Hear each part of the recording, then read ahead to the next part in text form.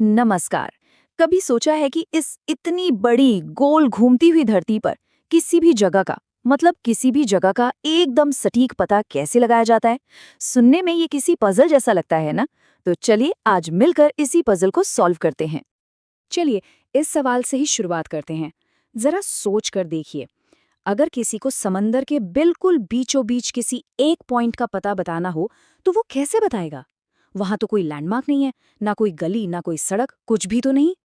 तो इस मुश्किल का जो जवाब इंसान ने निकाला ना, वो कमाल का था। एक बहुत ही जीनियस सॉल्यूशन।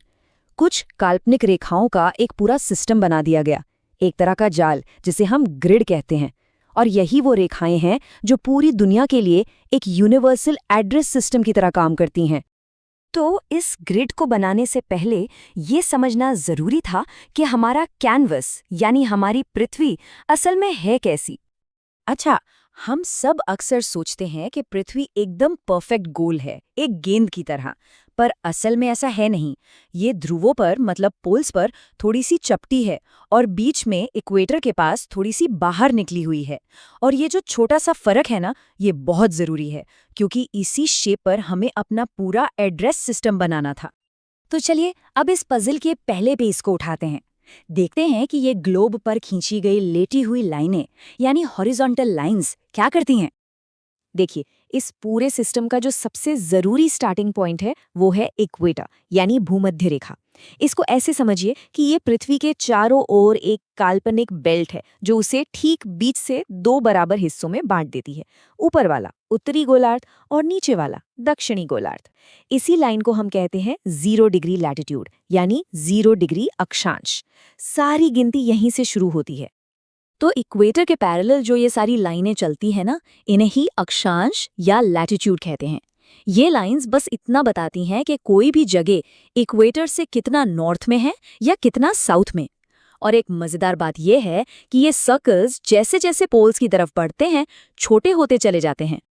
इसको एक एग्जाम्पल से समझते हैं। भारत में चंद्रपुर और ब्राजील में बेलो हॉरिजॉन्टे, ये दोनों शहर 20 डिग्री लैटिट्यूड पर हैं। पर इसमें एक बड़ा फर्क है। चंद्रपुर है 20 डिग्री नॉर्थ में और बेलो हॉरिजॉन्टे है 20 डिग्री साउथ में। मतलब सिर्फ डिग्री बता देना काफी नहीं है, नॉर्थ है या साउथ ये बताना भी उतना ही जरूरी है। लेकिन अब एक और प्रॉब्लम है। क्या सिर्फ नॉर्थ या साउथ जान लेना काफी है? सोचिए, दो द्वीप हैं, दोनों एक ही लैटिट्यूड पर हैं, पर एक दूसरे से हजारों किलोमीटर दूर हैं। तो उनका एड्रेस कैसे अलग होगा? इसका मतलब साफ है, हमारे पजल का एक बहुत जरूरी हिस्सा अभी भी मिसिंग है। तो चलिए अब उस मिसिंग पीस को ढूंढते हैं। बात करते हैं उन खड़ी लाइंस की जो हमें ईस्ट और वेस्ट के बारे में बताती हैं। इन खड़ी रेखाओं को कहते हैं देशांतर या लॉन्जिट्यूड। ये नॉर्थ पोल से शुरू होकर साउथ पोल तक जाती है। पर यहाँ एक दिक्कत थी। लैटिट्यूड में तो इक्वेटर सबसे बड़ी लाइन थी, तो उसको 0 मानना आसान था। लेकिन लॉन्जिट्यूड की तो सारी की सारी लाइनें बराबर लंबाई की हैं। तो सवाल ये था कि भाई गिनती शुरू कहाँ से करें, 0 किसको माने। तो इस प्रॉब्लम को सॉल्व करने के लिए 1884 में पूरी दुनिया के देश एक साथ बैठे और सबने मिलकर फैसला किया कि एक स्टार्टिंग पॉइंट होगा, और वो होगा लंदन के ग्रीनिच से गुजरने वाली लाइन, जहां उस वक्त रॉयल ऑब्जर्वेटरी थी। और बस इसी लाइन को मान लिया गया 0 डिग्री लॉन्गिट्यूड, यानी प्राइम मेरिडियन। तो इस प्राइम मेरिडियन ने क्या किया? इसने पृथ्वी को दो और हिस्सों में बांट दिया, ईस्टर्न हेमिस्फीयर और वेस्टर्न हेमिस्फीयर।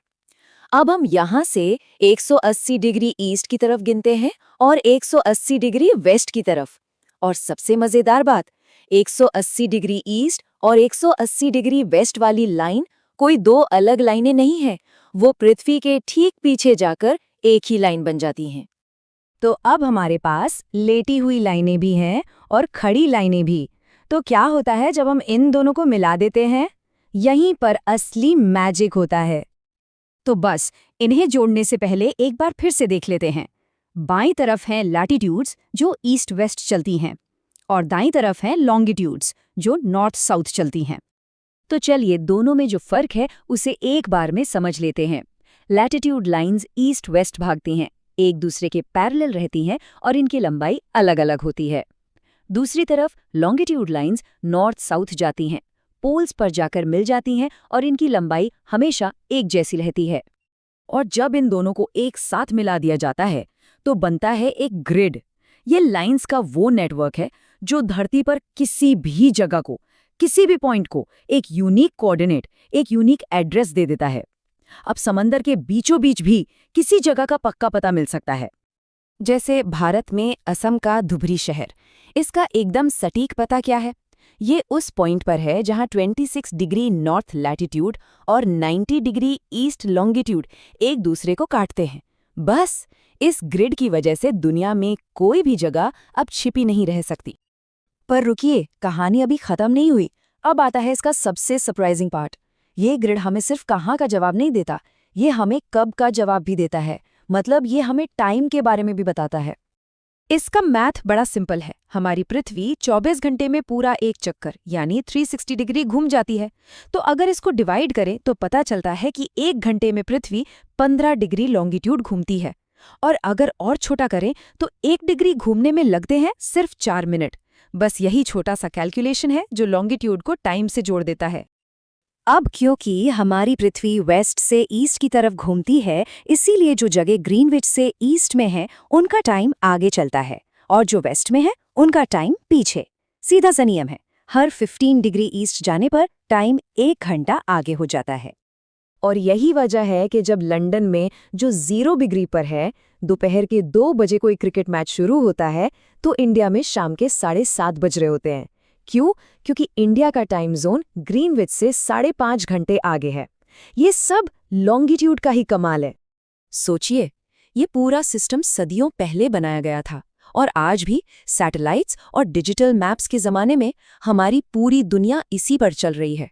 ये सोचने पर मजबूर करता है ना, कि आज के इस टेक्नोलॉजी के दौर में हम अपनी दुनिया को और बेहतर तरीके से समझने के लिए भविष्य में ऐसी कौन सी नई काल्पनिक रेखाएं खींचेंगे।